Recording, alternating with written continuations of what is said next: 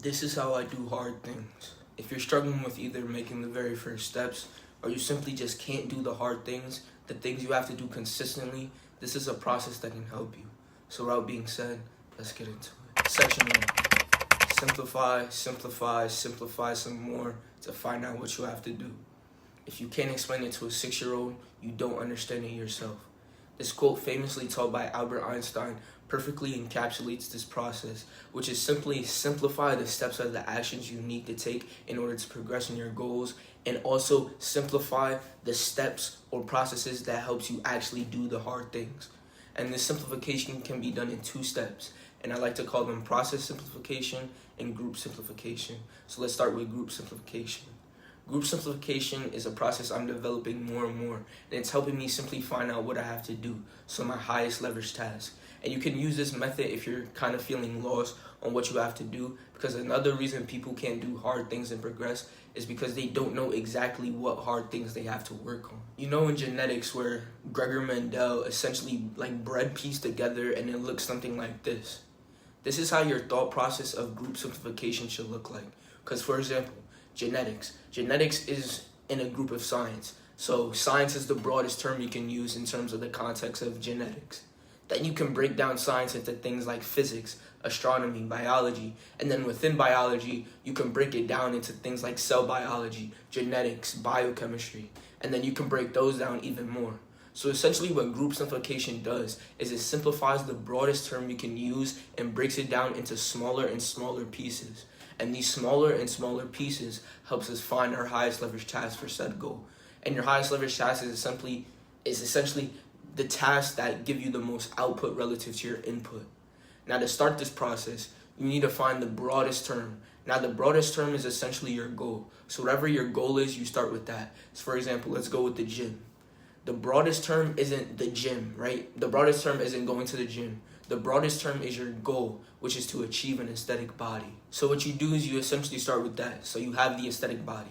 Now ask yourself this question: what do I need to do to achieve this aesthetic body? Usually every time there's only about 2 or 3 things you need to do to achieve your goal. And in this case, it's diet, recovery, and exercise. Then ask yourself, what do you have to do for diet? Well, depending on your goal, you either need to eat less or more. You need to eat healthier foods. You need to get enough protein. You need to stop eating junk food and binge eating. What do you do for recovery? Well, you need to have rest days and you need to get quality sleep. Now, finally, what do you do for exercise? Well, you need to train hard. You need to probably rest in between sets. You have to have enough volume. Then what can you do to eat healthier foods? You can throw out the junk food. You can start buying more organics, like buying from more organic supermarkets like Whole Foods or Trader Joe's or whatever organic supermarkets you have. Or how do you train hard? You have to have weights that are good enough for you, heavy enough for you. You have to go to failure frequently or almost to failure frequently. And you see how this process just continues and continues, and you can just go deeper and deeper and deeper. Or for example, let's say you want to make money, but you don't know what to do. Well, do this process. So your goal is, let's just make it broad, to make money. What do you do to make money? You can start a business, you can get a good high paying career, or you can become like an entertainer, an actor, or you can sell drugs. I don't know. Don't pick the one that you think is going to give you the most money. Simply pick the one that you feel like you enjoy the most, because you end up sticking to it longer and making more progress towards it because you love what you're doing. So in the long run, you'll make more money because you'll actually stick to it. Okay, so let's say for the sake of this, you didn't pick doing drugs and becoming a kingpin. You picked starting a business. Well, what do you have to do to start a business? Well, if you want to make a good business, you have to make a good product. You have to get customers, then you have to sell a product. Now, what do you do to make a product? Identify the problem you want to solve, spend quality effort and test out the product, get feedback and tweak it. But what do you do to get customers? You can either make ads, run them, or you can create valuable content to attract an audience. You can do outreach. Now, what do you do to sell the product? Well, you essentially go and make sales calls to actually close the deal. So what does this mean? It means that if you want to make a business, you have to focus on 3 things: creating a good product, getting people to see your product, and then making people buy it. These things are the most important things you have to do to basically create a good business. The first why in this process essentially shows you the most important things that you have to do to achieve your goals. The second why is the most important actions that you need to do to get to your goals. The second why is the most important because this is where your highest leverage tasks are. And these things are the things you need to allocate the maximum amount of time during your workday. So let's say you're in business or you want to get like a high paying job, like something that requires a lot of hours to be put in. Let's say your workday or how many hours you study is 12 hours. Your entire workday should be spent doing one of those things. And the more time you're able to focus on these things, the better and faster progress you'll make. Also, the more of the things you do in like the second why, your highest leverage task. So the more highest leverage tasks you do, the more progress you will make. So it's a volume and quality game. So let's take this example. So I want to make a product because I know that's one of the most important things I can do to build a business. I identified that in order to make a quality product, I need to identify a problem I want to solve, then spend effort and quality into making it, then test it out on people, and those people give me feedback, and then you tweak. If I'm not doing at least one of those things, I'll never make a good product or make progress in making a good product because I'm not doing the things that allow you to make a product in the first place.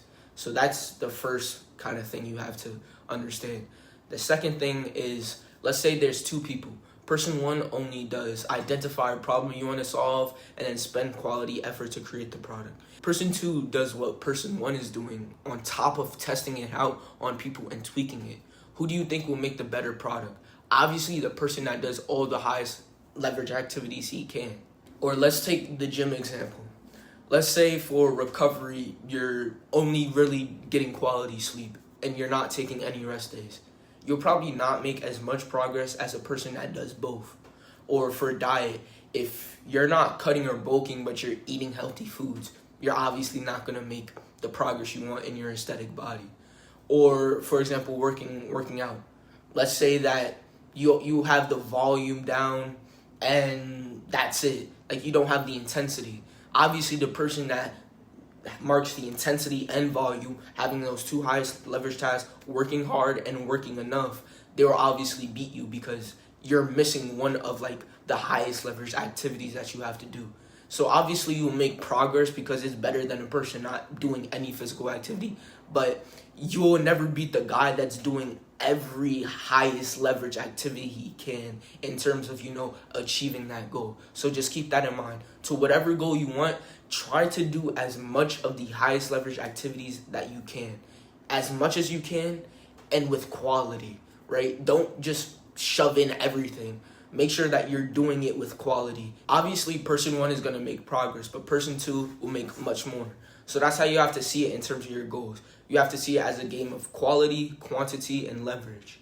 So the first thing you do, just to summarize everything, is you identify your goal, and then you ask, what do you do to achieve the goal? Then ask, what do I do to do X? What do I have to do Y? What do I have to do Z?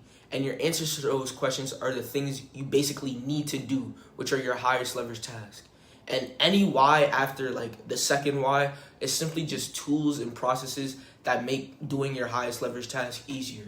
So basically, I'll recommend that at most you do 5 whys, but I believe that 3 to 4, like that process of just asking why 3 to 4 times will be more than enough for you to basically get everything you need to achieve your goals. Section 2, simplify some more to start doing the hard stuff. Let's say you want to start going to the gym because that's one of the most important things if you want to, build an aesthetic body. But you haven't been able to take that first step, that first day in the gym. It's because you're not actually taking the first step. You're actually thinking in your mind to take step 12 when you haven't even taken step 0. So what exactly does this mean? Let's say you get the thought of going to the gym. That thought or desire to go to the gym is step 0.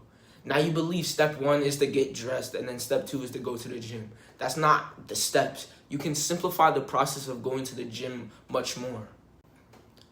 Because the more you simplify, the more achievable it seems to actually get to your end goal. Because you see, your brain looks for friction. And in chemistry, we learned that like the natural state of like systems is to go low energy, high entropy. Meaning that natural systems like a lot of random stuff, but low energy. Think of it like this. If you didn't attempt to make your bedroom clean, right, eventually it'll get dirty because it's just simply your natural state. You simply living will cause randomness to occur in the universe, but you would do it through the exertion of as little energy as possible. Every time a natural process occurs, for example, you putting salt in the water and stirring it, randomness occurs. The point I'm trying to make is that we naturally want to exert as little energy as possible. So when you don't simplify the steps that you need to take to do the action that you actually want to do, you're making the gap between where you are and where you want to be bigger than it actually has to be. And in turn, this perspective that the gap is bigger tells your brain that you require much more energy in the first place. And you naturally don't want to exert as much energy, which makes it harder to actually do that thing. So let's go back to step 0. You're at step 0, so you just thought about going to the gym. Instead of step 1 being just simply get dressed to go to the gym, step 1 can be you go to your closet. Step 2 can be you pick out your shirt. Step 3 can be you pick out your pants. Step 4 can be you get your socks. Step 5 can be you pick out your shoes. Step 6 can you put on your shirt. Step 7, you put on your pants. Step 8, you put on your socks. Step 9, you put on your shoes. Step 10, you walk to your doorstep.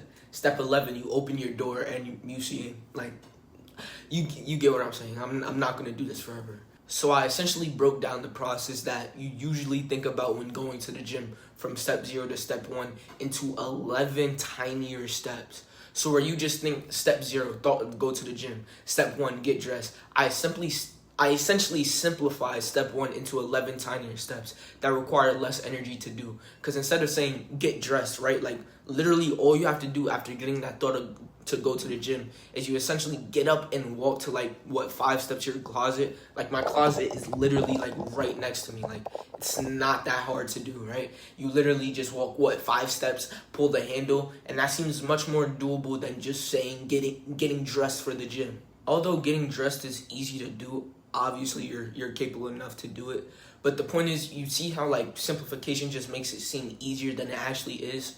So that's process simplification, and I use this a lot when I have a feeling of laziness, and instead of trying to make yourself not lazy by trying to hype yourself up, trying to do that disciplined David Goggins shit, just try to entertain this laziness. So you simplify and simplify and simplify the steps to make sure that even the laziest version of you can do step 1. Because if the laziest version of you can do step 1, that means no matter what, you're able to start the process. You're able to just do step 1 no matter what.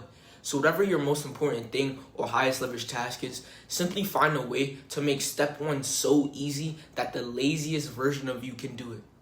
Before I end this section, I just want to add I have free one-on-one coaching calls for men that are lost in their journey of self-improvement and to find clarity and start progressing in their goals without feeling uncertain that they're going to achieve their goal or not. And the link's in the description if you're interested. That's all I have for you today.